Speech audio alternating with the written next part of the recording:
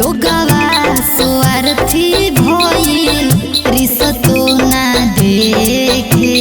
झूठाऊ के डीजे पर बधाई मनता भइए कसाई बनता मिली जुल रहे के बताई जाई तू कल जुग में आई जाई तू कल जुग में आई जाई तू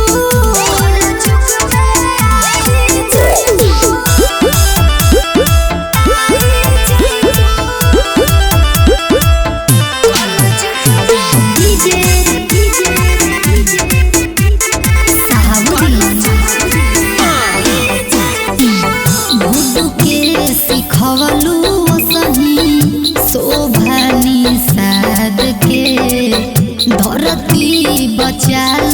माई देके आशीर्वाद के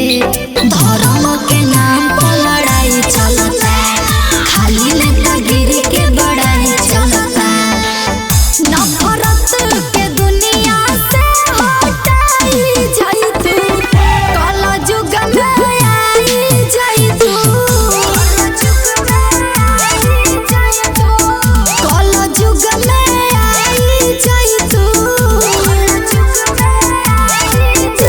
मिक्स बाय डीजे सहाबुद्दीन।